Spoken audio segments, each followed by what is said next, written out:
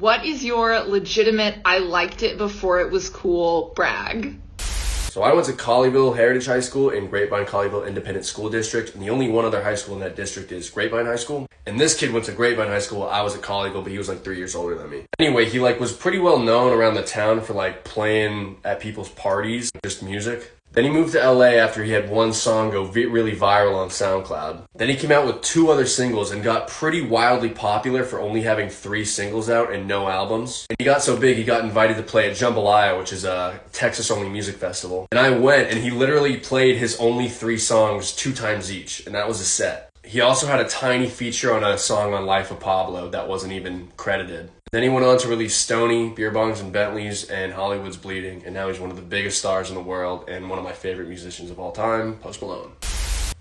So it's 2016, and my buddy I've known since I was 7 years old. We both just graduated high school. It's late July, early August, somewhere in there, and we're getting ready to go to college. So we're trying to enjoy our summer. We're huge horror movie nerds, so we go to the movies, and we see Lights Out. We think it's pretty good. I take him home. I go home. Turns out we're both cowards because neither of us slept that night because we didn't want to turn the lights off. So I pull up Netflix. There's a show that just got added. It looked kind of cool. I watch it. I really like it. I binge the whole thing in the night. In the morning, I send a text to my buddy. Hey, check this show out. I think you'd really like it. I just watched the whole thing. And as I send it, I get basically the same text back with the same link. We both watched the same show the previous night in its entirety without knowing the other person was watching it. And we loved it. We couldn't stop telling people about it. What was this show?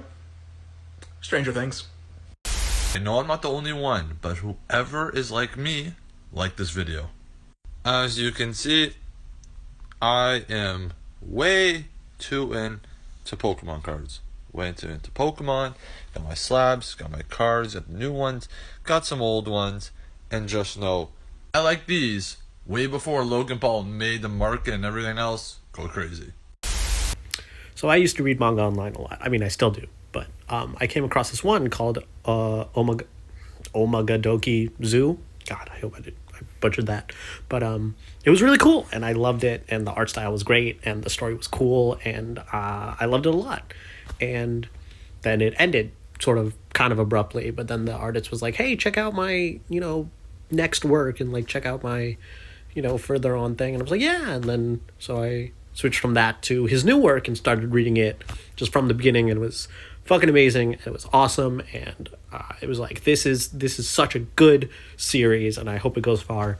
And that series was My Hero Academia.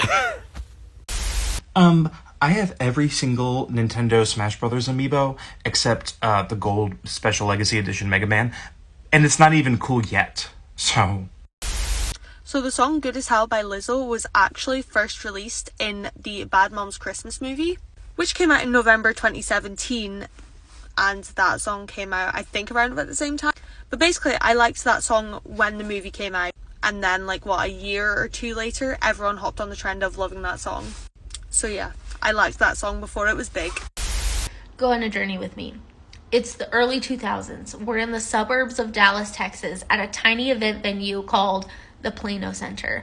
They put on these concerts. It's 20 bands for $20. They're no-name bands. Nobody really knows anything about them, but it's a fun place to be with other people who like the same types of music that you do. I walk in about halfway through this band's set. There's about 45 people in the concert hall. They're jamming. They're doing their thing. I immediately fall in love. Head over heels. I'm consumed by their music. They hop off stage when their set's over. I walk up and say, hey, what's your band name? A Day to Remember. A Day to Remember I saw with 19 other bands for $20. I immediately bought their demo and never looked back. Since middle school, I have been watching the show. I'm a freshman in college now, but since middle school, this would be my show. Doja Cat. Do you know how many years No Police has been my most streamed song on Spotify? Well, I fucking don't, because it's been every year since I was born. I'm not even joking. I did music production at college last year, right? Nobody listened to Doja Cat on my course, right? Nobody was into that kind of music. And I remember she dropped Hot Pink, and I was going, right? Listen to Doja Cat. Have you listened to Doja Cat? She's gonna be the next big thing. I've been waiting. I've been sat on Spotify. I've been on Spotify for years, and I've been waiting. She was my thing. No. Yeah. Knew her before that. Sorry, that was bitchy, wasn't it? And now look at her. Look at her. I'm glad you asked. I have this one ready. So I used to follow people on Instagram to remind myself to check out their music later before I had Spotify. So I followed an artist, and then he followed me back. And that artist was Dean Lewis. He had only released 4 songs at the time, but I listened to those on repeat, and I was like, oh, this is Dean Lewis, and I would show it to anyone that would listen because I thought it was cool because he followed me, and then he unfollowed me.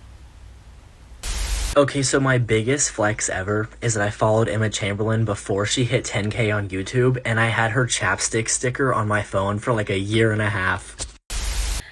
Freshman year of high school, I wore mom jeans, and every upperclassman girl made fun of me. I would walk down the hallways and they would literally whisper to each other and point at my mom jeans, and then the next year they were all wearing them. And then for my senior year superlative, I got best dressed, and now I go to an art school and I major in fashion. A former friend of mine was telling me about this girl who was cutting an album one town over from me in just this small studio, and he's like, hey man, you really got to check it out. So I did, and I really liked what I was hearing. And when she was finally done making the CD, I bought it instantly through like PayPal and shit. This was like way back in PayPal's early days. And this is what I got. There were no real liner notes to this, but there's a note and there's the CD. This is the CD I got. And this is the note I got. Now, this artist was going under the name May Jailer at the time. Her real name is Lizzie Grant. You would know her as Lana Del Rey. What is your legitimate I liked it before it was cool brag? I'll go first. In summer 2008, my friends and I went to New York City and we saw In the Heights and we became obsessed. This picture is really horrible, but there we are. The man himself. So much so that when Lin-Manuel Miranda announced he was leaving In the Heights, February, my mom and I took a special trip to New York City in December just to see the show again with him in it. When he did leave the show, I'm so sorry, Mackenzie, for putting you on blast with this, but my best friend and I made a YouTube video of a rap that we composed ourselves. Telling him bye, note her shirt, the In the Heights poster in the back, and I have a homemade puff paint Lin-Manuel Miranda shirt. And then in 2011, he saw the video and tweeted about it. BTS. I have been a BTS fan since early 2014, which was before the group was officially a year old. Here's a picture that I took with them in 2015. I'm the one right here with the red hair. This is my best friend right here, and this is her brother. You can see Hoseok and Jungkook. The rest of the group was on like this side, but there are other people in the picture, so I cropped it to where it was only us 3.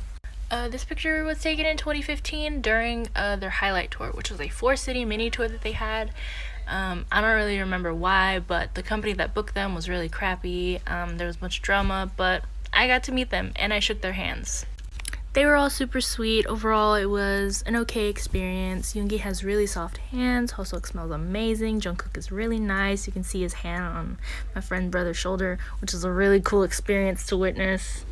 Not like me flexing, but I was a Halsey stan early in the fucking game. I was like 12 years old. She had no music out. She had one EP. I only got into her because I was into 5 Seconds of Summer, and like there was a connection there. My friends and I got like $20 tickets to go see her perform in a record store in New York. And we got there and we walk in, and then we're met with these people who are like, do you want to meet Halsey? And we're like, yeah, we want to meet Halsey. So we wait in this line to meet Halsey, and they give us this CD so she can sign it. And I'm waiting. I'm getting emotional because I love Halsey. I go up, I say hi to Halsey. She signs my album. It says, to Sasha, beautiful girl, I love you.